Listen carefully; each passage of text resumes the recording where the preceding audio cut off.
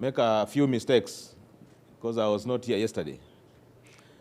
And I start by recognizing my team from the State Department of Fisheries, Aquaculture and Blue Economy. If they are here, please just stand so that I recognize you, because I'm making this presentation on behalf of the State Department.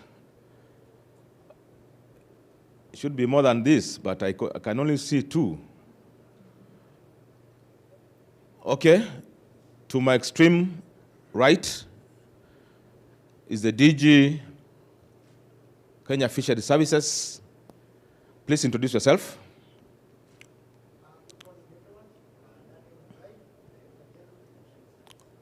Thank you, DG. Next.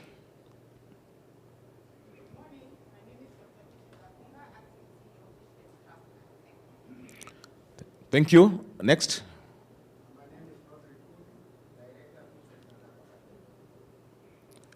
Thank you very much. I think we have one more who is not in the house, but I will progress. I have been guided that I should go straight to the reforms, but given that I wasn't here yesterday, I'd already made this presentation, so I start by saying that the State Department for Fisheries and Blue Economy was created by the Executive Order number 1/2018 under the Ministry of Agriculture, Livestock, Fisheries and Irrigation. The State Department comprises two directorates, Directorate of Fisheries and Aquaculture Management and Development, and Directorate of Blue Economy Management and Development.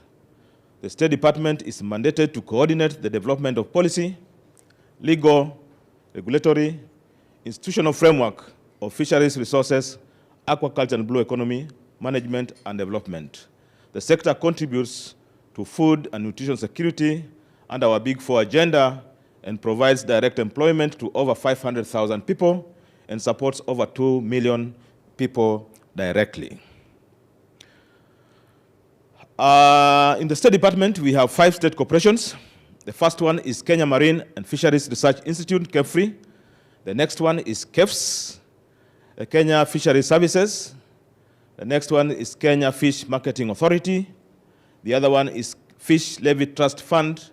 And finally, the new kid in the block is the Kenya Fishing Industries Corporation. In terms of scope, we have inland water resources, that is rivers, lakes, and dams, accounting for about 18,029 kilometers squared. We have the marine water area, including the EEZ, 142,400 kilometers squared, the deepest section being 4,000 meters. The continental coastline is 640 kilometers, right from Kiunga in Lamu to Vanga down there in Kwale. In aquaculture, we have 1.14 million hectares that is suitable for aquaculture, according to an assessment that was done in 2009. The current status of fisheries and aquaculture is that production from marine resources stands at 27,000 metric tons against a potential of 350,000 metric tons per year. That's according to KEMFRI 2013. Karibu Waziri. The aquaculture production, Kenya's potential capacity is 1.14 million hectares, capable of 11 million tons per year. Yet our current production stands at 18,000 metric tons per year, which translates to a paltry 1% of the potential. We are yet to exploit 99% of our potential in this country. Production from inland water stands at 100,000 metric tons against a potential of 250,000 metric tons per year. Again, you look at the potential that is sitting in this country. We have our 3 strategic focus. Strategic objective number one is to increase aquaculture production from 12,356 metric tons by 2019 to 85,000 metric tons by 2025. How will we do that? By developing high-performance brood stock for seed multiplication, promotion of aquaponics systems in learning institutions to entrench fish farming in the youth, stocking and restocking community dams and irrigation canals, and supporting smallholder seaweed farms in coastal counties to produce and develop value-added products.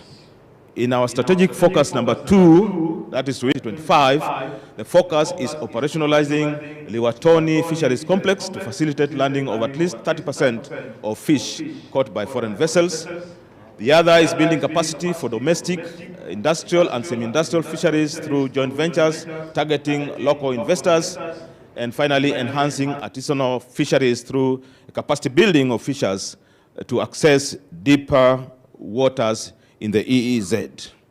In our strategic objective number 3 of increasing inland water production from 99,458 metric tons to 185,964 metric tons by 2025, the focus is to protect fish breeding areas and critical habitats, that is in Lake Victoria, Naivasha, Baringo, Turkana, GP, and other inland water bodies, implementing the EAC Lake Victoria Management Plan, and finally, development of fisheries management plans for all lakes in the country. We have a few projects under the State Department. The first one is the Kenya Marine Fisheries Socio-Economic Development Project. This is a joint funded GOK World Bank project to the tune of 10 billion, which is being implemented in 5 counties of the coastal area, Kwale, Kilifi, Mombasa, Tana River, Lamu, for the next 5 years. The project is already initiated. Is in the course of implementation. Project number 2 is the Aquaculture Business Development Program, ABDP. This is a joint GOK IFAD funded at a cost of 14 billion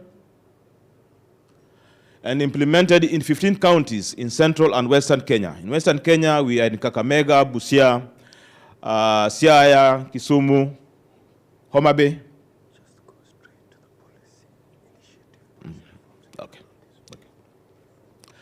Kisumu, Homa Bay, Migori, and Kisii in the western region. In central, we are in Tharaka Nithi, Nyeri, Meru, Embu, Kirinyaga, Kiambu, Kajiado, and Machakos. And the third and last project I'm talking about, the Coral Reef project. In terms of the status of policy and regulatory framework, and this is the gist of this meeting, is that I get a little background on this, is that the ministry developed the fisheries policy 2018 to guide management and development of sector. We have a policy under review to align it to the current constitutional dispensation. The policy is not the policy, the act has been operationalized. The policy was operationalized in 2009 and gave birth to the Development of Fisheries Management and Development Act 2016, which we are now developing policies to operationalize. So currently, the process of developing fisheries and aquaculture regulations to operationalize the Fisheries Management and Development Act is ongoing. And these are the various policies that are in the process of formulation at different levels. The first one is the draft revised National Oceans and Fisheries Policy set for national stakeholder validation, basically to guide the operations in the oceans and fisheries. The second policy framework is the draft aquaculture regulations. This one has been progressed through various structures and is also set for national stakeholders validation workshop. The third is a draft marine fisheries access rights regulations. Again, a lot of work has been done on this, including engagements with key stakeholders, and we are now set to have the county consultations on the draft marine fisheries access rights. In fact, by next week, we should be rolling out consultations at the county levels on the draft marine fisheries access rights regulations. The number 4 is the Fisheries Management and Development and Safety and Quality Regulations 2021. This is already at the Attorney General's Office for legal drafting. Again, this was processed through the various structures in the ministry and in government to ensure that we onboard all the views that were offing in the sector. The fifth one is the Fish Levy Trust Fund regulations, again set for national validation. The sixth is the Fisheries Management and Development General Regulations 2021. The national validation has been done, and a follow-up process is in progress to incorporate the comments that were onboarded during the national validation. The 7th is the national fish marketing strategy set for county consultations. The 8th is the national aquaculture strategy set for national validation. The 9th is the national blue economy strategy. This is at very initial stages. We are procuring our consultants to galvanize the process and start it from scratch, as it were. And finally, we have the development of marine spatial plan. We have reached out to World Bank for supporting the marine spatial plan and also the nature conservancy, and we are at the initial stages of jump-starting the process. And again, we want to commit that everybody will be brought on board. Looking at from number 1 to number 10, you see work in progress in terms of developing the various regulations, policies, and guidelines to order the sector. I want to say that the State Department of Fisheries is working very, very closely with the county governments, more specifically the CECs responsible for fishing in the areas that I have mentioned, and we have no issue at all in terms of galvanizing our ideas and thoughts to progress the development of fisheries in this country. Asanteni sana. Thank you so much. Let's clap for the PS once more. Thank you. I wish to recognize the arrival of the CS and also the CAS for the ASAL areas. Welcome. So I'll straight away, without, and I want to appreciate the PS Fisheries for saving us a lot of time. I'll request the PS for cooperatives, Mr. Ali Nur Ismail, to please do his presentation. Then we'll actually have a brief Q&A session to close this session so that we can do something else. Thank you so much. Good morning, everyone. Yeah, my name is PS Ali Ismail, Principal Secretary, State Department for Cooperatives. I join my colleague in recognizing the presence of our CS, Honorable Peter Munya, and our CAS for ASAL, Mr. Abdul Bahari, who is a friend. And I also recognize the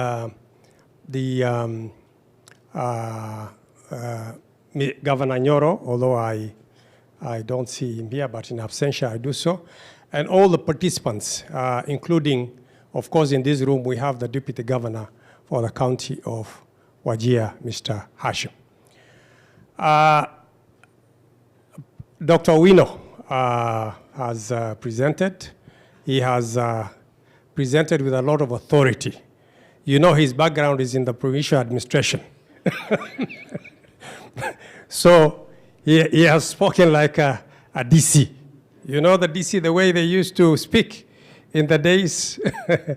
So I will try my best to be able to speak like him with a lot of authority. Now, I will go straight to the policy initiatives, and I will not take you through the other.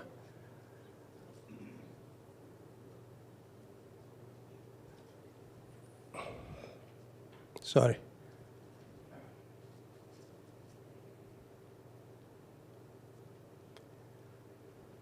Basically, at the State Department for Cooperatives, we are responsible for the policy and legislation and creating that enabling environment for cooperatives to thrive across the country. Although I don't want to give you a lot of statistics, I just want you to know that the cooperative movement in Kenya is regarded #1 in Africa and is considered the 7th globally. It is a movement that has more than 14 million members, and on a revolving basis, there have been more than 24,000 cooperatives that have been registered in this country over the years. So it's a very vibrant sector, a very impactful sector, and is a sector that has actually impacted very positively on lives and livelihoods. So our role, given that cooperatives that evolve function, is basically to create through policy, legislation, and institutional reform that enabling environment for cooperatives to thrive and also to make sure that the deposits of the members are actually safe. So the State Department promotes the growth and development of cooperatives through the provision of enabling policy and regulatory framework. The county government, on the other hand, is responsible for the day-to-day supervision of cooperatives as per Schedule 4 of the Constitution of Kenya.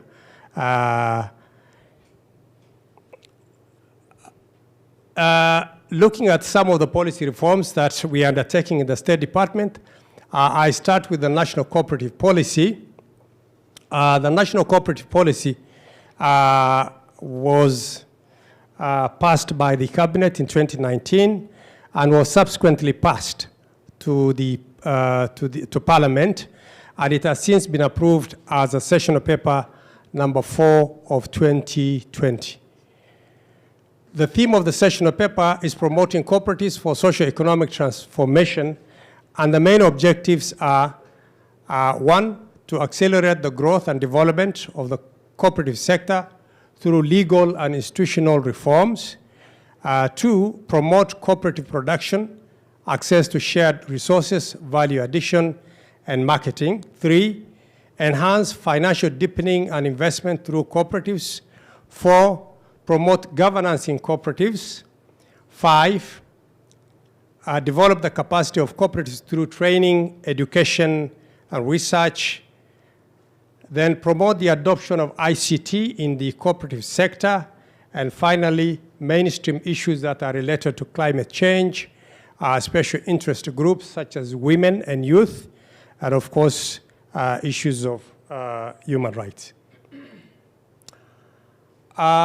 So from the National Cooperative Policy, which was passed, we were then able to extract a bill, which is the second major reform initiative, which is the Draft Cooperative Bill 2021. We are in the process of reviewing the Cooperative Societies Act, CAP 490, which is the main legislation in this sector, in order that we delineate the cooperative functions between the county and national government, and also so as to align it with the emerging business and governance practices that obtain in the sector. As we all know, cooperatives is a devolved function. However, in terms of the Cooperative Societies Act, the key functions of the national government and the county governments were not completely delineated because the act was obtaining when the sector had actually not been devolved. So through the cooperative bill, and in accordance with the Constitution of Kenya 2020, we have been able to delineate or very clearly segregate the functions of the two levels of government as per the Constitution.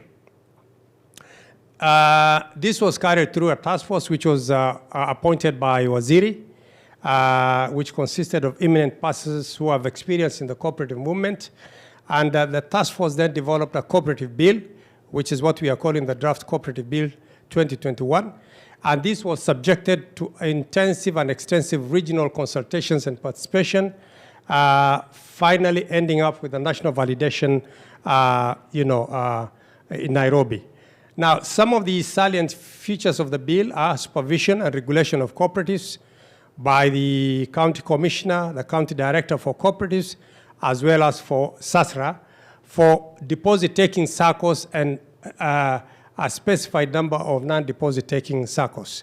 Then the establishment of the Intergovernmental Cooperative Technical Relations Forum, the establishment of a 4-tier cooperative structure comprising of the Apex, Federation, secondary and primary cooperatives, and then the provision of virtual and hybrid meetings for cooperatives. We face challenges. Cooperatives normally, in any given year, are supposed to have an annual delegates meeting in order to be able to pass key resolutions, such as the accounts. When we had COVID, we experienced there were challenges. And arising from this reality, and of course, COVID now has become the new normal, the bill provides for meetings both virtually as well as a hybrid where the need arises.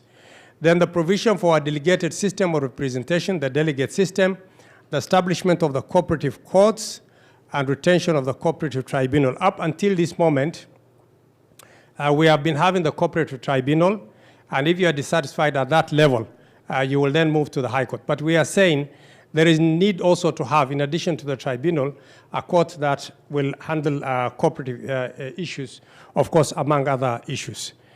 Then establishment of the cooperative cause and retention of the cooperative tribunal to arbitrate over disputes between cooperatives and regulators, and finally, the provision of alternative dispute resolution mechanism. Now, in terms of the status, the cooperative bill is now, after the validation, we had a meeting with COG about 3 weeks ago, if you recall, at Sarova. And in that meeting, it was decided that despite the fact that there were 2 CECs from the county, from COG, it was the preference of the chair of agriculture and chair of COG that actually we take it very quickly through the SWAC, the sector working group. And I've already talked to Mr. Protas, and we are programming for a meeting next week to be able to take the cooperative bill through the sector working group on agriculture. Then we have another initiative around the draft Kenya Society of Professional Cooperators Bill. Now, you know that most sectors in this country have got have acts that underpin the sector. Like if you talk about ISPAC, the Accountants Act, the Public Certified Secretaries Act, of course, the insurance sector. In the cooperative sector, we have not had a professional body as yet. So this was one of the first tasks that Waziri did when he came to the sector. At that time, we were in industry. And so this bill seeks to entrench professionalism within the cooperative sector so that there'll be certification of professional exams for cooperators, and there will be a code of ethics. Because sometimes we have seen some of the governance challenges that we experience in this sector arises from things that are done by people who are actually working in the sector, unfortunately. And there is no code of ethics really to govern and really to say what happens when somebody does. So the bill is intended to professionalize the sector and actually have professional certification. We are having an interim arrangement at the moment with CASNEP for the time being. But once the bill goes through, then we will be able to have a professional body for cooperators, and there will be membership, and there will be a code of ethics, and the sector will be professionalized so that governance challenges can be reduced. So it is intended to promote good governance in the management of cooperatives in Kenya by instilling professionalism within the subsector. The bill provides for the registration of cooperative practitioners, development and enforcement of a code of conduct, and administration of professional examinations. And the bill has been developed and is waiting public participation. Then we have the other legal reform are the regulations for non-deposit taking SACCOs. As you may be aware, SASRA was regulating about 175 deposit-taking SACCOs. Deposit-taking SACCOs are those SACCOs that have a front office, more or less like a bank, where you can withdraw and deposit. But then, upon an analysis of the sector, we realized with CS that there are other non-deposit-taking SACCOs that are holding huge deposits for members, which are necessarily not under the regulation of SASRA.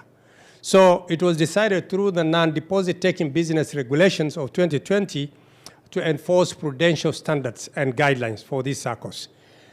Through these regulations, SACCOs that are non-deposit taking but have deposits from Kenya shillings 100 million and above will come under regulation by SASRA. This one has already taken effect, and as a consequence, about 183 non-deposit taking SACCOs have actually come under the regulation of SASRA, in addition to the 175 that are deposit taking. And the purpose really is to make sure that members' deposits are secure and safe, because these societies are holding a lot of members' deposits. So what do the regulations seek to do? They seek to enforce prudential standards to non-deposit taking SACCOs with deposits of Kenya shillings, 100 million. They also cover diaspora cooperatives and also cooperatives that are operating on virtual platforms. There are a few cooperatives that are operating virtually, and so these regulations also cover them. So this is aimed at safeguarding members' funds, hence boosting their confidence and patronage in the sector. And the regulation is being administered by SASRA and has already brought on board 183 non-deposit taking SACCOs, increasing the number of regulated SACCOs by SASRA to 356 SACCOs, including deposit taking and non-deposit taking SACCOs. Then we have two other legal reforms that are important, that are in the nature of amendments to the existing SACCO Societies Act. The first one is the establishment of a legal framework for the provision of shared services for SACCOs and the establishment of a central liquidity facility, CLF. Now, what does the CLF do?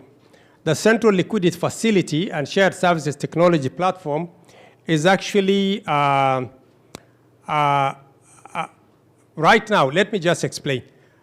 SACCOs, when they want to borrow money, SACCOs go to banks. It's expensive. I worked in the banking sector, so let me just explain a little more. In the banking sector, any financial institution at any given time or sometimes may experience temporary liquidity challenges. Now, what do the banks do? They go to another bank through the interbank lending, overnight borrowing. So 2-3 days, let's say KCB has a lot of liquid cash, NBK is experiencing a temporary liquidity challenge. They go to central KCB and they borrow. So for 2-3 days, and then the liquidity challenge is overcome. But we have seen in the SACCO subsector, we don't have this kind of facility. So what do? They go to commercial banks, which is very expensive. So the Central Liquidity Facility, the CLF, is intended to allow inter-SACCO borrowing, and it is also it is intended to bring SACCOs into the national payment system. Yeah. So through the CLF, we have caused amendments to the SACCO Societies Act, and through these amendments, which have already gone through the cabinet and have been approved, we will establish the Central Liquidity Facility, which will allow SACCOs to borrow from one another and also have a shared services technology platform, which will enable that to happen. Then the second one, which is also an amendment to the SACCO Societies Act, is the operationalization of the Deposit Guarantee Fund. Within the SACCO Societies Act, there's a provision for a Deposit Guarantee Fund, which is basically an insurance which is intended to cover the deposits of members. But this has not been operationalized because some amendments needed to be taken to be made to the SACCO Societies Act. And so these amendments have been now done to the SACCO Societies Act. They have gone through cabinet and they have actually been approved. So in the event that a SACCO goes down, unfortunately, because sometimes they do, then the members' deposits are actually covered through the Deposit Guarantee Fund, which is an insurance form, which will be in the nature of the societies paying a premium, and then if there's a SACCO collapses, the members' funds will be paid. I think the example you can take is what is obtaining in the banking sector. The Kenya Insurance Deposit Corporation, what was previously called Deposit Protection Fund, where if a bank collapses, then the members, the customer's money in the bank is normally covered by that insurance. The draft bill was developed with the input of all stakeholders and was presented to the cabinet, and the two amendments for the CLF and the DGF were approved. In readiness for the implementation of the amended acts, SACCOs have established a national steering committee to register the first SACCO shared services cooperatives. We also have reforms around COVID. This one I will not talk about it in a big way, but you're aware that we have been carrying on restructuring of Kenya Planters Cooperative Union. Of course, you know there was the Cherry Revolving Fund, which was introduced to help coffee farmers. And then, of course, we have activities around refurbishment of coffee cooperative factories. And also, we were able to carry out coffee societies performance audits, whose report we are currently studying, so that we can see further areas of intervention. We are also working around the cotton sector with the State Department for Cooperatives, our crop development. Our role here is the revitalization of cotton coffee cooperative ginaries. Remember that in the olden days when cotton was doing very well, we had a number of ginaries in this country which were under various cooperative societies. And over the years, they have become desolate, they have become wasted. And so what we are trying to do now is to revive them and revitalize. So we have started with one in Busia, in Funyula constituency. It is called Luanda Ginary. We have completed it, and as soon as the cotton season is ready, it will roll into activity, and it has been done very well. We also planning to do some work in Homa Bay County. That one is ongoing. So this one, I will not take much time on it. Of course, we have been having reforms in the dairy sector through KCC, and basically this has been in the nature of modernizing the factories of KCC. And we have done quite a number, from the year when we started around 2015 there. As a consequence, we have actually modernized a number of factories: Eldoret, Sotik, Nyahururu, Kiganjo, which we have just finished. And the essence of this, we're also doing Kitale and Meritini. And then, of course, we have a new factory in Nyambene in Meru County. All this is intended to really give an opportunity for farmers to have a place where they can sell their milk. And the benefit of this, which has so far costed about 2 billion shillings, is that the processing capacity of new KCC has actually more than doubled. And that has seen more income to the farmers in their pocket. Yeah, I have finished. Thank you very much. Thank you so much for the presentation, our PS cooperatives. Right away, I'll request the speakers, the yesterday and today's speakers. I hope Harry Kumutai is here. We just have a plenary for 20 minutes, and then we'll be done with this session and move on to the next. So I'll request you to please take your seats in front. And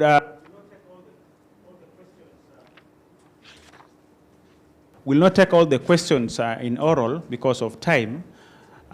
You'll pass on a paper if you have any question, then I'll just give some few people to just submit the question, to ask questions. Please, PS Professor Boga, and PS Fisheries, PS Cooperatives. I'll request you to take your seats, then we will have a plenary for 20 minutes before we move to the next thing. So, and as they do that, I will also take this opportunity to recognize the arrival of Governor Excellency, Governor for Trans Nzoia, Excellency Governor Kayemba, and also Governor for Nyeri, Mutai Kahiga. Welcome, Excellency. We have also the Deputy Governor for Kakamega, Professor Kutima. Welcome, Excellency. And we have also Dr. Yulita, Excellency, Deputy Governor for Nandi. Thank you. I hope I've recognized everyone, but I will keep on checking. So thank you so much. As we've noted, is that this session was about the reforms, the policy reforms in the agriculture sector led by the various state departments. And we have noted this, that we are at a transitional period. And this transitional period is that agriculture has had now an experience of devolution for 10 years. And I think we're lucky in the sector to have a CS at the time who has also been not only the governor, but the chair of Council of Governors, and now is the CS for agriculture. And I think he has all the experience to spearhead and lead the reforms in this sector, because he is midwiving the reforms whereby we have now faced all the challenges in the devolution with the promulgation of the new constitution. And now we all agree that we have experiences. I was not there in the first 5 years of devolution, but I know there was a lot of push and pull between the counties and the national government. But I think we want to appreciate the CS. For the last, these 5 years, I think we've been doing a lot of dialoguing rather than talking to each other. I'm told in the first 5 years, we were about talking to each other, but this time it has been about dialoguing and looking at the middle ground to see how we can all succeed in implementing the reforms in the sector. So I believe with those, I'll give a round of questions to 3 or 4, and then we'll be able to get the responses from the various PSS. Do we have somebody going around with the, yes? Microphone, please.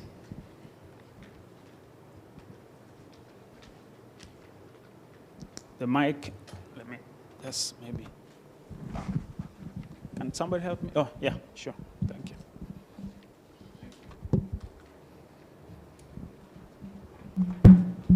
Thank you very much. Good morning. My name is Albert Moniki, and the CC for Agriculture, Livestock, Fisheries from Muranga County, and also the chairman of the Agriculture CCs. And I want to pose a very critical and important observation and question to the PS for Fisheries. And I think from your presentation, when we hear that we have 99% unexploited potential of our fisheries sector, we feel very worried. And we can achieve something through greater collaboration. And I think we, as a country, require to think deeper in terms of exploiting the potential in the fisheries sector. The presentation was actually very, very good, but that is a big point of concern. And we need to know, what do we need to do so that we exploit that major potential that is out there? And this is where we are calling in for greater collaboration, because we need to know what is it that we are not doing that we need to do so that we bring home the remaining 99%. Thank you very much. Thank you. Thank you, Chair, our Chair of the CC's caucus, Mr. Mwaniki. Yes.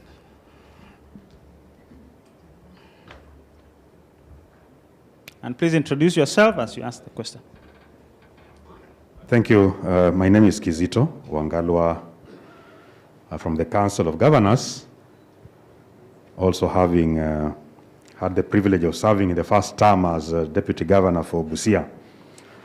I want to speak to two things. One on the methods of working with the county governments in programs conceived at the national level. And I saw that run through all the 4 presentations. For example, the livestock one, as it's being conceptualized, what space is being given to the county governments to advance the livestock production function within the fourth schedule of the county government. So what is the space in all? Maybe the other PSS could also speak to that, because I saw it also in cooperatives, for example, where, thank you, Luanda is in Busia County, but it's the national government implementing. So what is the space for the county government to implement, to revive that factory and revive the cotton industry are not being implemented by the national government. And second, and the last one that I want to speak to is on the funds. I saw quite a number of funds. The most significant one I saw, a new creation in the fisheries sector. Do we have the mechanism of the county governments benefiting from those funds? Because I think the fund is established to grow the industry. I thank you. Thank you so much. Yes, the middle.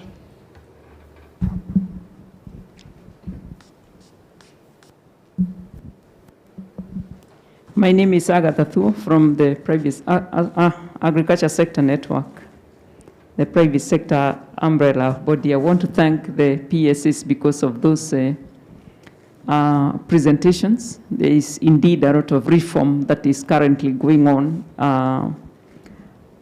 in the public sector. However, I have noted with concern that there is quite a lot that is happening without a lot of knowledge from the private sector, and we have institutionalized our engagement now. And I want to thank PS, Dr. Harry Kimtai, because every month we meet and we deliberate on issues that are taking place in the public sector. And I would wish that we also have the fisheries department, the Kenya Fisheries Service represented in the engagements, the cooperatives department. I think it is also good because we have a lot of private sector interest in the blue economy and fisheries, as well as the cooperative movement. So we are meeting every month, and I would really wish that we engage in as far as reforms are concerned in those forums, so that we avoid coming back later to say that this was not discussed. Thank you. Just a concern. Thank you so much. Two more. Yes, behind this. Yes. Okay. Excellency, thank you. I've noted. Good morning, everyone. I'm Phyllis Njane from Crops Department. I want to add something on 4K. At the COP26, the issue of challenges of climate change and the effect it will have on the children was well articulated. Now with the 4K, we are looking at under the thematic work group, under the thematic area of environment, where we can entrench the climate change issues to the children, so that the way we are thinking they are going to be affected, how can we think how they are going to participate so that they reduce the amount of impact, negative impact that's going to them. So Madam Ann Nyaga asked me to bring this issue so that we can encourage the counties to actually embrace the 4K crabs and support them, so that a lot of the issues that are disturbing us in agriculture can also start being addressed right from the children's level, because we know our farmers' age is 60 and above. So with the 4K, we can grow our farmers from the early childhood up to when they are adult. And I was also told to inform the governors. There are governors in the areas in COG, 35 of them, they need to be picked. Thank you. Thank you so much. We go to Governor Nyeri. Governor for Nyeri. Yes, please, here at the front. Here. Okay.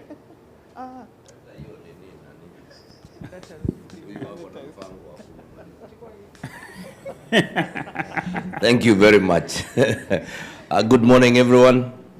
I want to just say something to our brother Ali Noor on the matter of amendments being done to the Cooperative Act.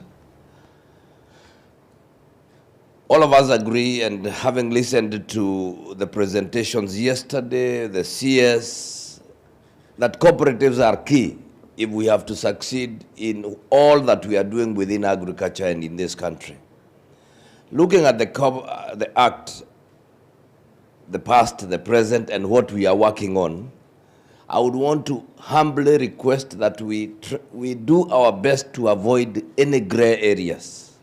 Because when many of our chike, and allow me for using that word, our chike board members and officials in cooperatives who are still living with the old mentality that cooperatives were places where you go and make money, are getting lost between the counties and the national government because there is no clear line on who should do what in terms of regulation, in terms of inspections and all that kind of thing. So even as we do that, as we get into this public participation, and let us bear in mind that clearly distinct functions that have been so bequeathed by the Constitution should remain as they are, and let us make it very, very clear for them so that they stop getting lost in between your office and our offices, and we have that gray area. I think that will help us be able to move. We must also understand that, and this is something I have seen also, that is we seem to be losing it between what is a national cooperative and when does it become a county cooperative. Because while we would, really, it is not viable even for counties to be managing national cooperatives. No, looking at the vast the expanse of their reach and their membership, we must clearly distinct and even name them so that we now know how to handle. And then we should also maybe clearly distinguish what should the counties do for such within the county, because they still have a presence in the counties, but they are at the national level. So that is an area I would just want to humbly bring to your light, that if we leave it the way it is, we might not end up succeeding. Thank you very much. Last but not least, when we talk about 4K clubs, let us first ask ourselves, where are 4K clubs domiciled? They are domiciled within the schools. Who has mandate to engage with those schools at that level? Sometimes you find that counties are walking into brick walls when they try to go beyond the ECD function. And yet the 4K clubs, who would work very well with counties, are within the primary schools and the secondary schools. Our engagement at that level is what is weakening what we can see today. And I would want to ask that we all come together and see which is the best way to handle 4K without necessarily rubbing too many feathers. Thank you. Thank you so much. We'll ask the FAO rep to also ask a question. Mukavi, here. And then our CAS for S. Thank you very much. I really want to start by thanking the good presentations by the PS, very enlightening, and really to thank the support that we developing partners have been really receiving from the ministry. Welcome the reforms, and also really thank and congratulate the leadership of the CS on that. My question is, how do you access really the collaboration and the support that you are getting from the development partners? We work really very closely with you at the national and also at the county level. And what are the expectations? Where we can really focus to make that difference? Thank you. Thank you so much, Kalra. So yeah, CS Asal.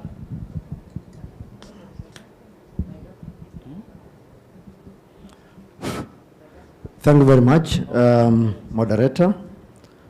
Once again, my name is Abdul Bahari, the CAS for Arid and Semi-Arid Lands. Greetings from CS Professor Kobia. She was not able to come, and I am here to represent her.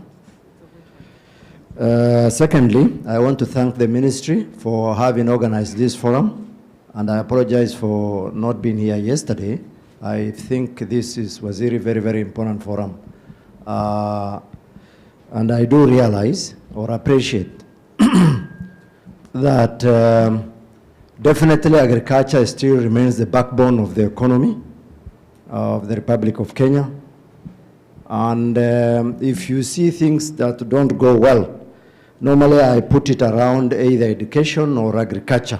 If education is stuck, we are all stuck. If agriculture is stuck, we are stuck. And all the issues around employment, unemployment that we see or hear has a lot of bearing on how agriculture sector is performing. So it is therefore incumbent that this sector must be revitalized. And I am happy about the policies that are being driven in this ministry. Secondly, related to that is my experience has been that we do things that are not market driven.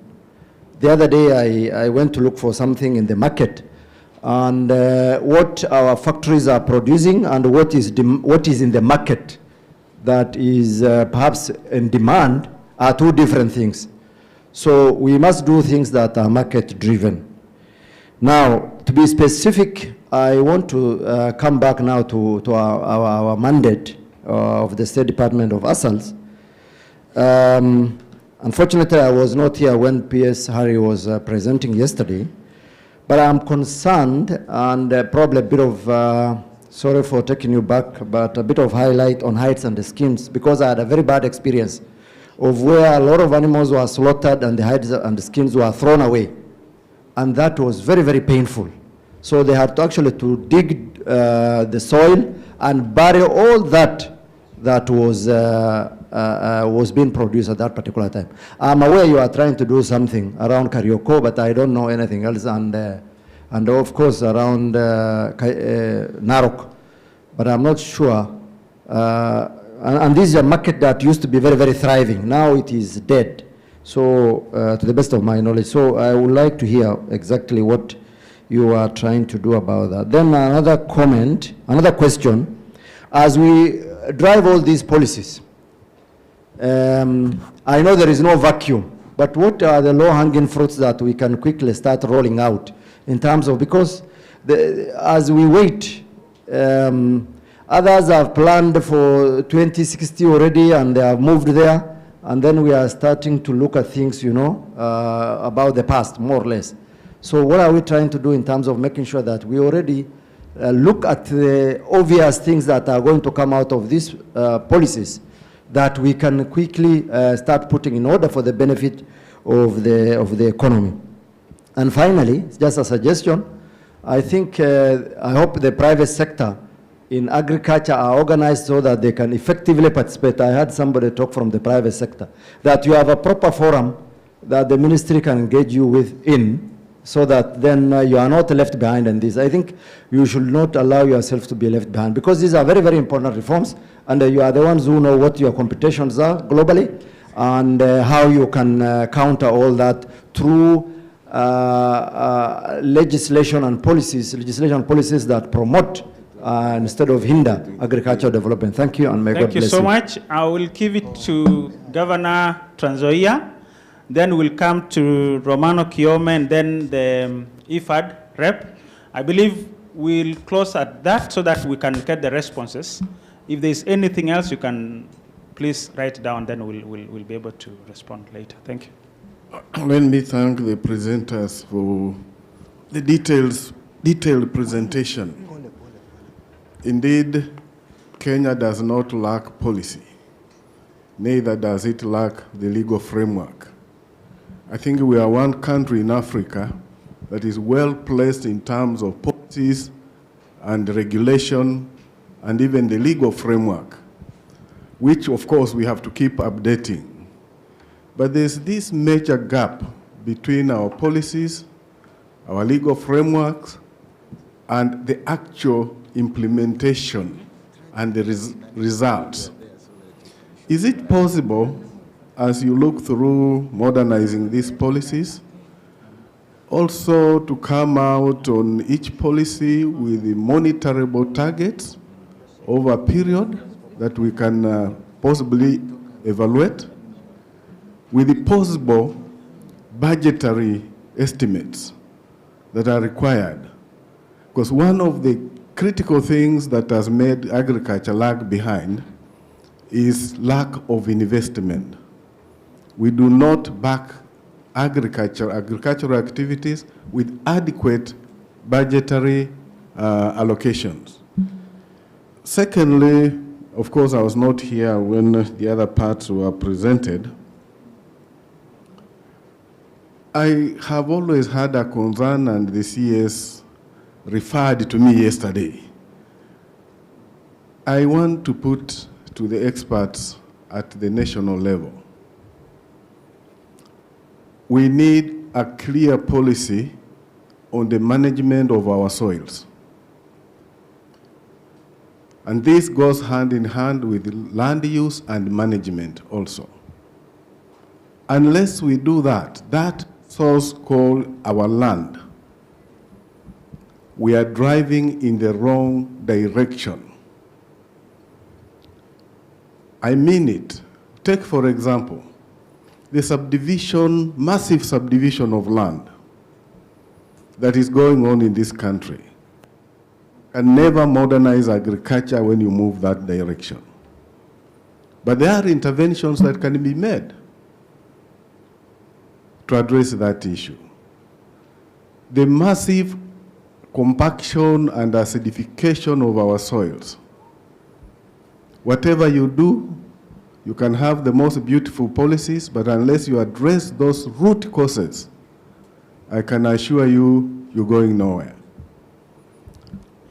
One of the issues the CS identified yesterday as a hindrance to agriculture was digitization. But I also dare add that we are not mechanizing fast enough. We are not using the knowledge out there fast enough. When Israel has moved to precision irrigation, we have not even mastered the normal irrigation. When countries are utilizing the little water resources very efficiently, we have not thought of using our water at all to produce. So these are basic things that we may have to think about as a foundation in agriculture before we have big dreams. Technology. When you talk of fisheries, the deep sea fishing, all you need is to train our people and enable them so that they participate. The big ships we see here are foreign ships. Our people pick the little fish that floats around here.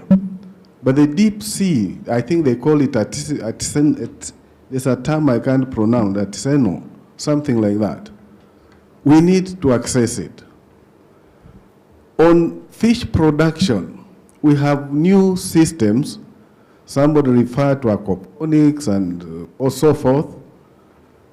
Do we have a way of promoting this? Do we have a system of promoting uptake of technology when we are taxing agricultural equipment very highly? Let me stop there. Thank you so much, Excellency. We go to, Romano Kiome and then, or Ifad, Rep. Thank you.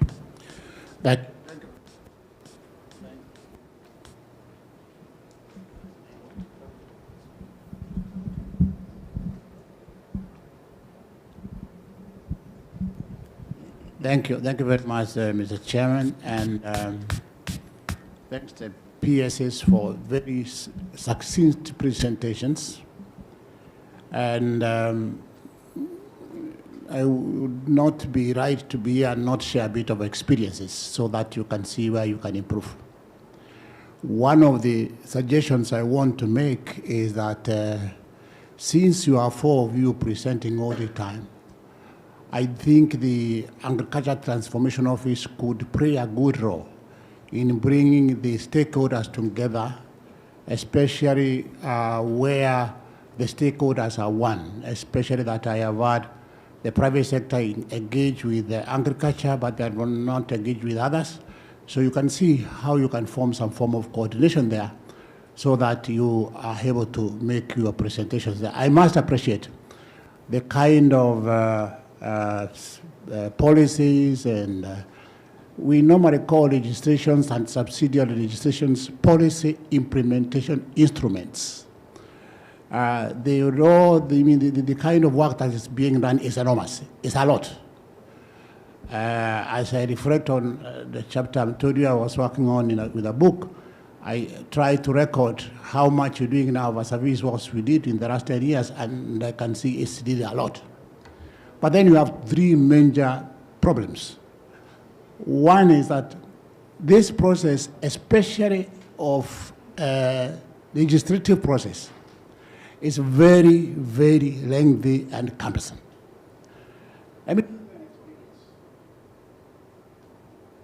The mic.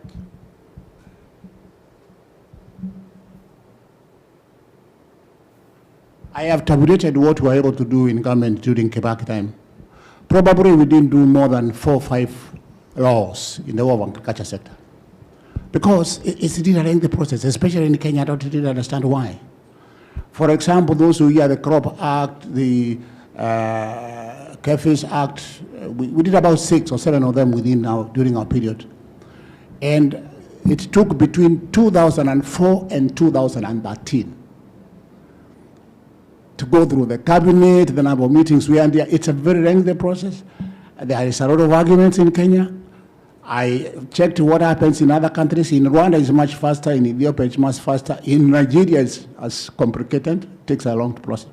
Therefore, especially the legislation-making process, don't get tired. It's a long one. Amendments could take shorter, but doing new laws is a lengthy process in Kenya. And I know development partners get kind of pathetic about it. And the private sector gets agitated about this. Why does it take so long? And especially the development partners, that's why they don't follow those processes, because they say it's taking too long. They cannot be able to market within their scorecard. So don't get tired. That's the way it happens. But now it's even more complicated. The requirement of the public participation in the Constitution is heavy.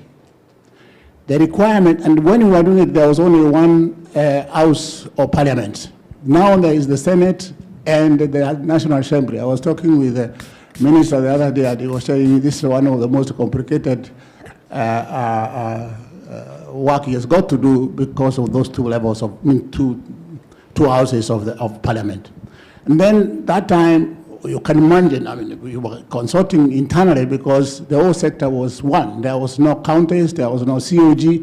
Now you have an additional 4 bodies to be satisfied before you move a legislative process. It's going to be a task. Don't get tired. That's what the Constitution stipulates. It's got to be done, but I wanted to hand to the people in this house and everywhere, don't blame anybody, because these are the instruments the country has put in place.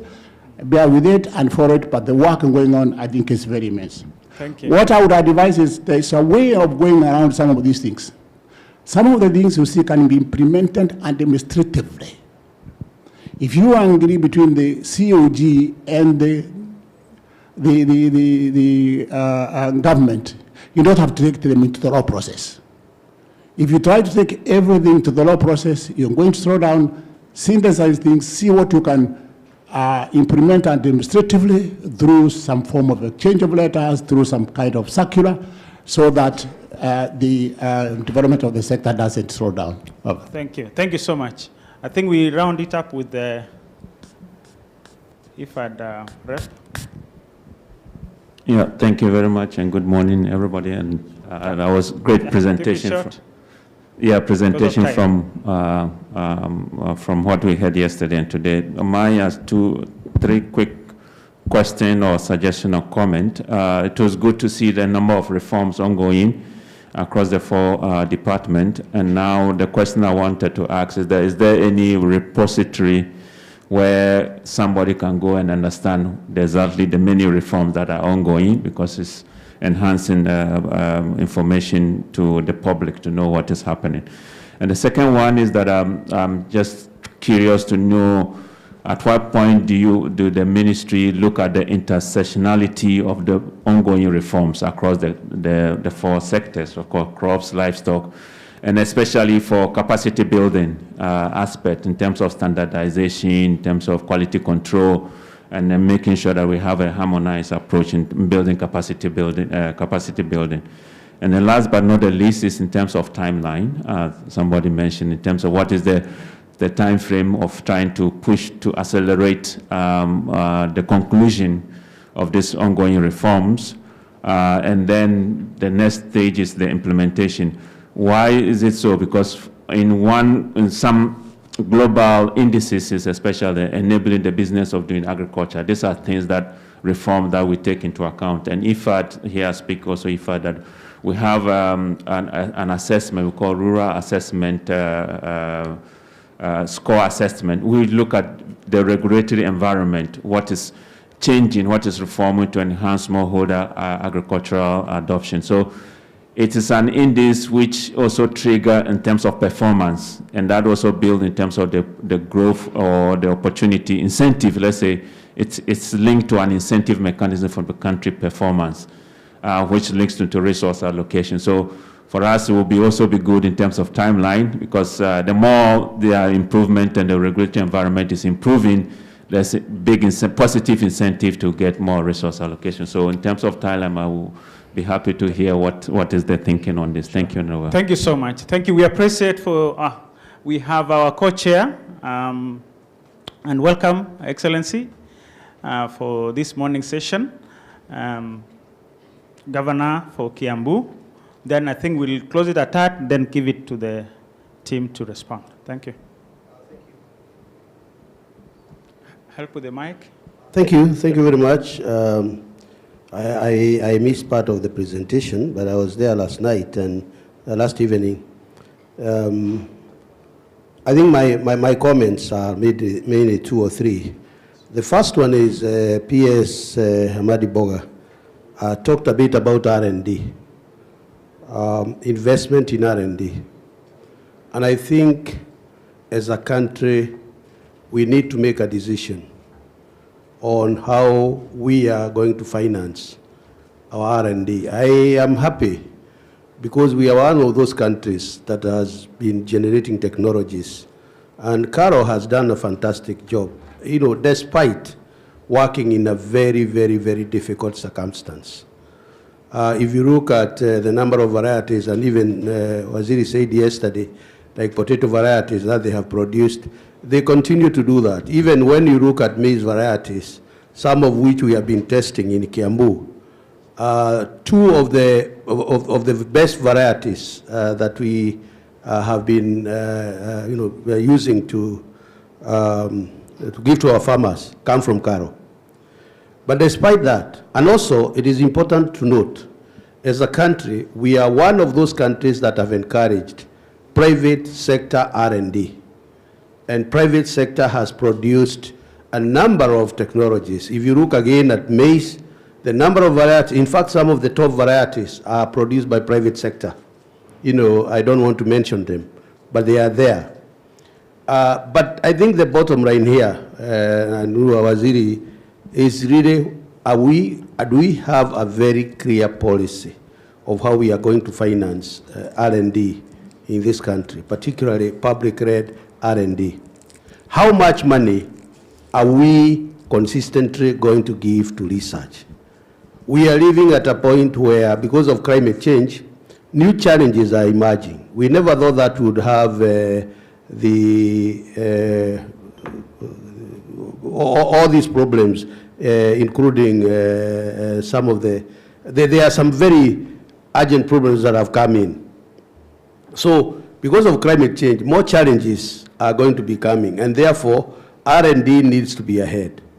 And therefore, I think we should make a decision and say we cannot continue to offer half a percent of the budget or 1% of the budget to our agriculture generation technologies. The second one is working together. But because one of the things that PS Boga talked about is we need to reduce our cost of food. Because you have a cost of food, our people cannot afford that food, so they keep on clamoring for higher wages, and we become uncompetitive as a country. And one of the things that you said which captured my mind is how do we as governors work together so that when you have a truck road, like Thika Road, and you have a Kera Road that goes to Kamwangi, that the roads that we give priority as counties are those that connects agricultural rich areas.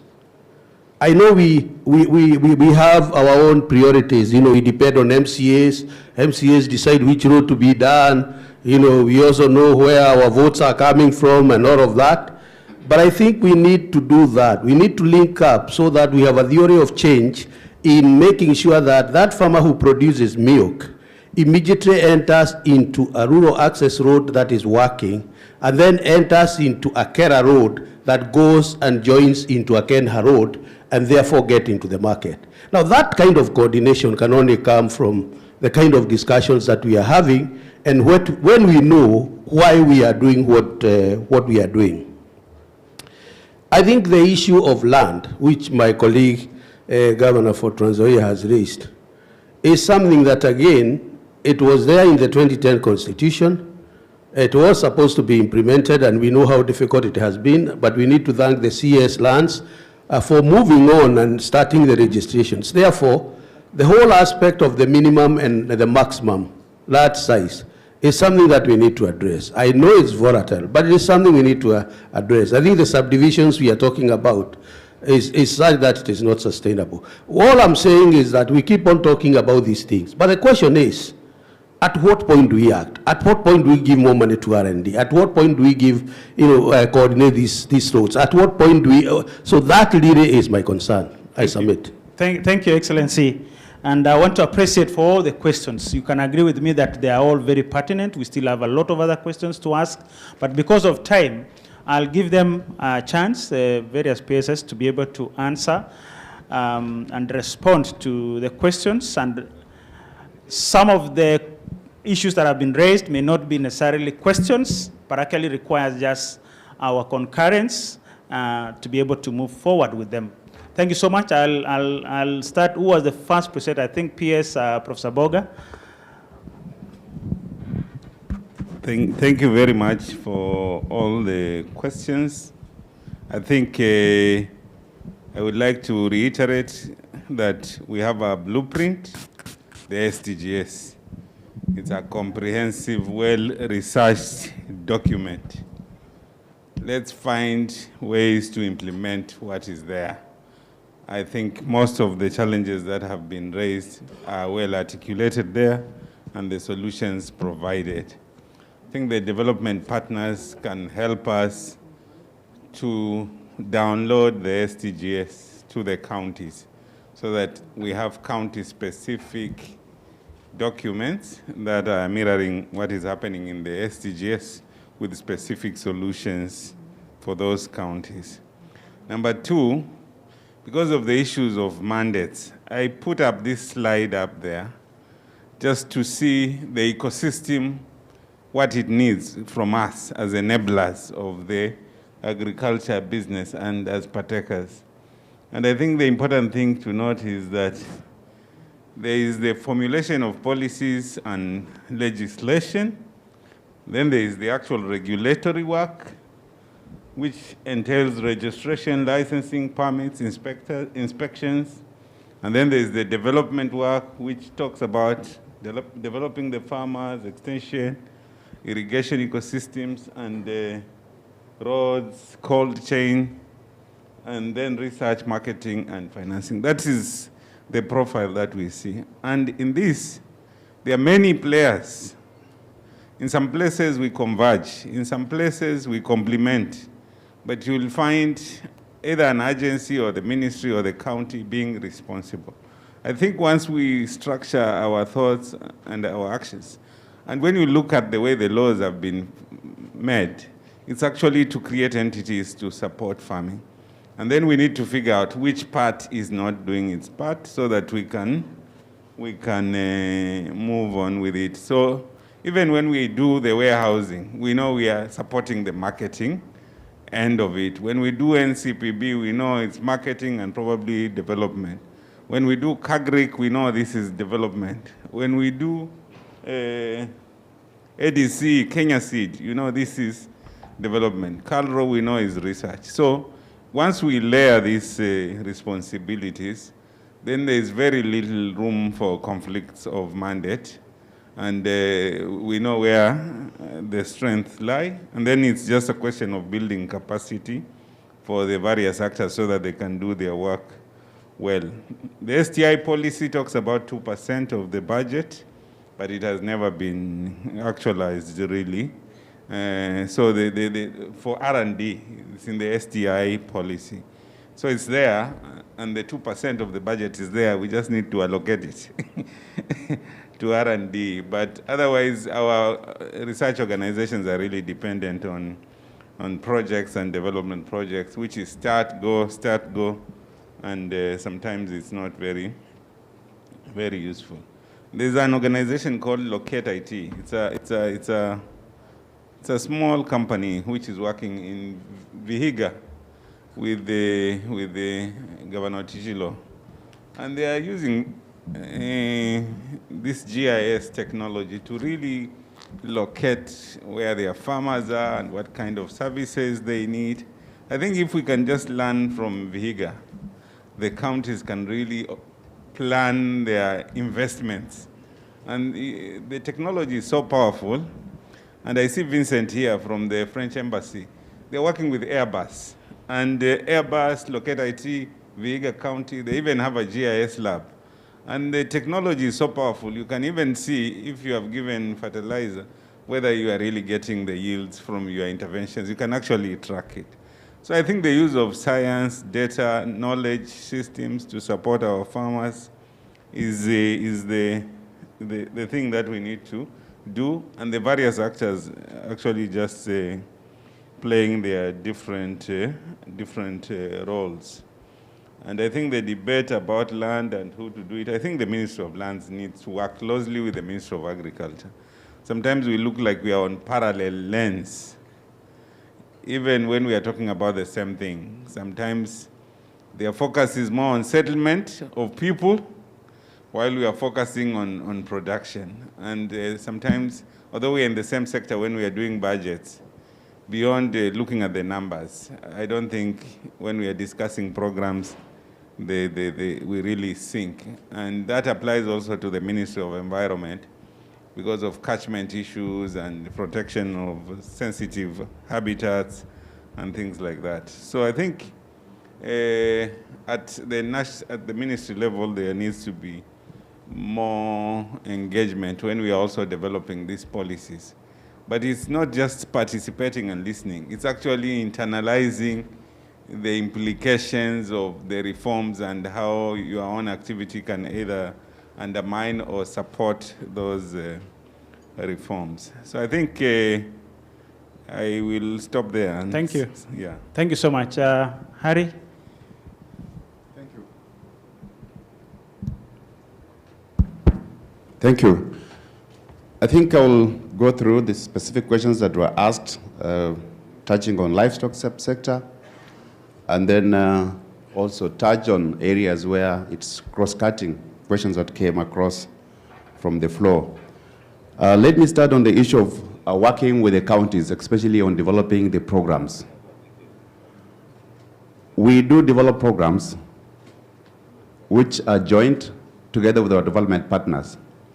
What we do normally is we engage our development partners through our national treasury. Once you get the concurrence that this project that is maybe coming to an end, we need to engage to start another program. We get the consent from our national treasury. And once the National Treasury has given us a consent, we develop what called the concept paper. After developing now the concept paper, the development partners sometimes sponsor or facilitate feasibility studies if it is required, and that is done now at the counties. They come up with the criteria on how do we pick the counties. That is done at desk review stage. Once this has been done, and then what's called the scoping mission, the mission that comes first, they will go and really go to the ground, go to the counties and look at the scenarios down there and see whether the concept is workable. And that is when now they start developing the real document that will be used for funding. So engagements with the counties starts at that particular time. Identifying the programs is at the national level, and that is done through with our National Treasury. Now, the counties, not all areas, not all wards will be picked even. Within the counties, they will identify again some wards. Not all wards will be picked. So sometimes the counties feel that it is being chosen at the national level. No.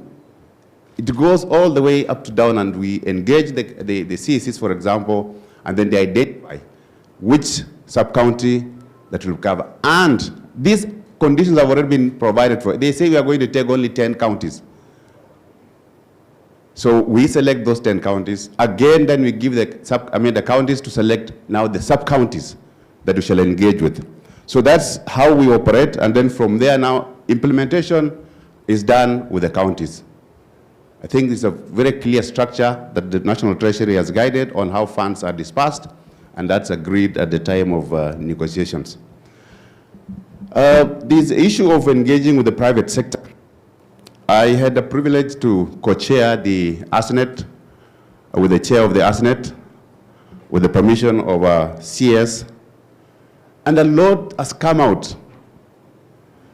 I want to say that even these regulations and the laws that we pass, at the time of implementation, now the private sector comes in and they realize that they are facing certain challenges they cannot implement, or this is becoming a hindrance to it, to investors to come on board. So when you're developing the laws, we think we have done the best, it is okay. But now the time where we face challenges is when the investors come on board. You realize a certain clause is inhibiting investments. Now it requires a quick reaction. And this working together, this monthly meeting that we have with the private sector has really helped to unlock. Two, sometimes our regulators, just as Professor Madiboga has just placed here, the responsibilities. You find that some of these issues, the regulators could be the cause of the problems. Because midway, they change their processes. It affects the business. We have not consulted the investors, and we make a decision at that level, and immediately it hits the investors or the traders. I think we have seen this a lot until maybe the issue is escalated to the level of the CS and even further. So some of these things will require engagement on that monthly meeting. I want to say that it has really worked. It has helped us to unlock areas that can support the private sector. Yes, our Chief Administrative Secretary raised a very important question, that we are losing a very valuable product. We are not harvesting our heights. Now, the sector has faced a lot of challenges.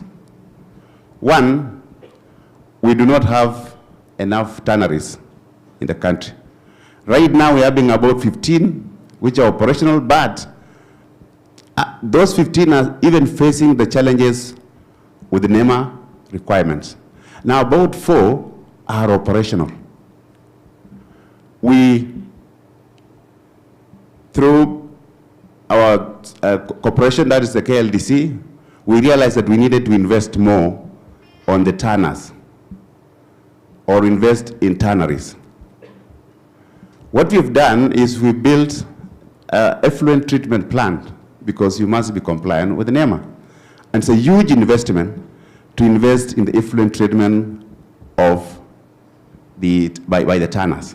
Now we have built that, at Kenania in Machakos County, and it will be able to support the tanners now. Once that is done, I believe, under the amendments that we are doing in the law, this being a devolved function now, we expect all the slaughterhouses, for example, to support these tanners. Because they're also complaining, they are saying the quality of the hide is a problem. What affects the quality? The flaying. We need proper knives for flaying so that you harvest the hide and you take it to the tanner, and the tanner will be able to turn it into leather. So what has happened is basically we have invested heavily, the government has invested heavily in those areas. What is happening at Karioko? Karioko is basically a common facility that brings the traders of leather to work together, and we have provided what's called common facilities so that they are able to produce their products from there. That is the support that the government has given this small sector. Thank you. So basically, let me just summarize with the one on the issue of the lengthy process of coming up with this legislation. True, it's a lengthy process, and also it requires heavy investments in terms of finance, because public participation, you've got to invest in bringing people together. But I think we've been working now very closely with the counties, and I think we've come up with a formula like what was being presented yesterday. Those JASCOM, for example, or CASCOM, makes it very easy for us to fast track some of these legislation processes. Where amendments are required, it should not take as long. So the issue is public participation.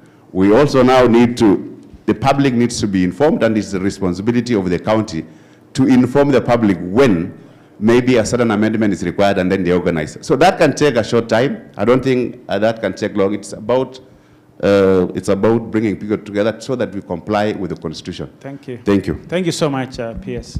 Yeah, PS Fisheries, welcome. Thank you very much, and I'm concerned you are pressed with time. Yes. I want to respond to Albert Maniki's concern, and I want to start by saying that in the Bible, there's a place where the builders, there's a stone that was rejected by the builders, but became the cornerstone. When Maniki is out of this hall now, the builders of Kenyan economy have rejected a critical stone of fisheries in the blue economy, both at national level and at county level. We are giving lip service to this very, very critical sector in this economy, in terms of attention, in terms of resources. In fact, the counties that are vibrant in fishing and aquaculture and blue economy now are doing so courtesy of some programs. And I must take this special chance to congratulate the effort that the governor of Nyeri is doing in promoting aquaculture in Nyeri County, and also the governor of Busia in promoting aquaculture in Busia County. How I wish all of us would galvanize our efforts at county level and national level. This is the stone that we have rejected. We need to promote our marine resource exploitation. We need to deepen our aquaculture exploitation. Nyeri has no water body, but it is now producing a lot of fish. The places that have water bodies have issues now because there are other competing economic interests with those water bodies. So our dream as a country is to develop our marine resources, our aquaculture, cage fishing, and aquaponics. Aquaponics, we are having just one school in each of the counties. If we could grow that, then basically we could now open up the potential that is sitting in this country. It is fisheries, aquaculture, blue economy is like the last born. Even in the ministry, when you look at the sector, when we go to sector hearings, this is the last born. You know what I'm talking about. On the matter of deep sea fishing, this is a program that has been initiated by none other than His Excellency the President, and we are under instructions to produce 1,000 trained fishers every year. Again, resources to deepen this training so that we can be able to expose the Kenyan citizenry for the local market and also the external market going forward. I wish I would say more, but this is the stone that the Kenyan builders have rejected. Thank you. Thank you so much. I think we should start teaching our people to eat fish. Maybe that way we'll create the demand. Thank you, PS cooperatives. Yeah, thank you very much. I think PS Owino should also try and find out why are Kenyans rejecting this stone, so that we try and persuade them to see the benefits of the stone and accept it. Thank you. I have 3 issues that I'd like to respond to. One has already been responded to by PS Kimutai, but there was the issue of Luanda cooperative ginnery, which came up. I think Honorable Kizito raised it. And it came up in the context of what is the space for counties, even from the point of conceptualization, and how do we work together. And I think that has very ably been articulated by PS Kimutai. But because Luanda has come up specifically, I just wanted to say, I agree with what he says, that we actually involved the counties from the beginning. And even when this project was launched by CS Munya in Funyula constituency, Luanda, when we started to revitalize the ginnery, Luanda ginnery, the entire county of Busia, county government was actually there with us. And every other time as we continue, we work with the CEC as well as the county director for cooperatives. And even when we will now formally launch it, the entire county together with ourselves will be there. So we can improve. There's room for improvement because, again, it is true to say that when we work together from the beginning, it becomes a lot more easier and we complement each other in terms of the delivery of those programs. Then there's the question which was asked by Governor Kahiga of Nyeri, which is in relation to avoiding gray areas with regard to the amendments to the Cooperative Societies Act and the now ongoing cooperative bill, which I talked about earlier.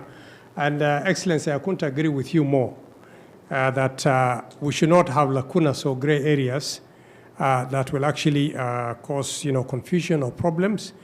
And this is why we have said that even though we have gone ahead and even had the validation, we are happy to go again through SWAC so that we're all together, which is slated for some time next week, so that also the counties, in case we see together, all of us, anything that is likely to cause a problem, then we can deal with it early on. But I also wanted to say that as we have seen from experience over the years and the nature of the law, is that the environment keeps on changing. And so over time, you find that the law that was okay at a given time, because of the changes that have taken place, it's not been able to catch up with. And so you review. And I think this is what we are now trying to do with a cooperative bill. But I wanted to say that it's probably not possible to pack everything in the law. Once the bill has passed and we now have the new act, then there will be the attendant regulations. And I think the regulations are where we are going to pack all the detail, and that is now going to provide the clarity with regard to the act that would have been reviewed. So I agree with you, and we will try as much as possible to be alive to. And then, of course, there's the small matter, which you also added of when does a county, a SACCO become, and I know this issue has come up. If you talk of Malimu, yes, it is true that aspects of that SACCO may be in the counties. But Malimu is actually the largest SACCO in Africa, the largest SACCO in Africa. And it is one of the SACCOs, probably the number one SACCO that is regulated by SASRA, the SACCO Societies Regulatory Authority. A good number of the big SACCOs, they are now trans-county. Actually, the majority cross-county or trans-county, and some even are transnational in the sense that they have actually gone beyond our borders and set shop in countries within the East Africa region. And so when we look at that, and the fact that these SACCOs are already actually, most of them, by the way, they are under the county director for cooperatives, the Nairobi County, because that is where they're actually headquartered, in terms of their operations. But we look these as, and I think this is what we'll bring out when we start to have the discussion. We see this as a standards issue and a consistent issue. Because I was given an example last time, and I think you were there when we were at Sarova. So if we have two societies that have identical names, and they now want to go and set shop in Uganda for business, and both of them are from Kenya, you can see that there will be a bit of confusion. And we have seen SACCOs that have very similar name, Imarisha, Imarika. One is called Kwetu with K, another one is Kwetu with Q. So to the ordinary person, it's probably not, they are not able to very quickly say, this one, and people can very easily, and we know what has happened in the financial sector, and these are financial institutions. So we want to look at standards and consistency so that everything is actually very clear, and then there is no confusion. And this is why we have said that SACCOs that are already under the regulation of SASRA, that are cross-county, and even in certain instances cross-regional, they are better actually supervised by the regulator, Now, finally, there's the matter of the legal capacities within the ministry or the state departments. We have a very robust legal department within the Ministry of Agriculture, and it is also decentralized in the sense that within the State Department for Cooperatives, I have also my legal department, but from the mother legal department, so that in case there's a deficiency within the State Department for Cooperatives with regard to legal work, they enjoy the services of the pool, of the bigger ministry where we have the big legal department. But over and above that, we all know that the chief legal advisor to government is the Attorney General. There is no legal provision that will be done in the ministry or a State Department that will eventually not go through the AG before it goes to any other place. Thank you very much. Thank you so much. I want us to give them a round of applause. Thank you so much, PSS, for your ably responding to the issues. I think with this, we've come to the end of this session. But let's remember our theme for this forum. Always we should have those expectations ready so that we're able to actually go home with something, at least if you are from any other sector. Otherwise, with all those, I want to appreciate you also for allowing me to chair this session. Thank you. Thank you, Bonasi. It is now 11 o'clock, members, and I'll ask the indulgence of our co-chairs whether we can break for a quick health break for 15 minutes. We would ask that everyone please be back at 11:15 on the dot so we can start with the next session, chaired by our session chair, His Excellency Governor of Tharaka Nithi. I think he stepped out. And we'll start at 11:15. We have combined 4 presentations from WRS, Digitization Agriculture, Private Sector Investment, as well as the FSS coalitions. So please, I look forward to seeing you all back in 15 minutes. You're welcome to tea, which is around the corner as per usual. Thank you.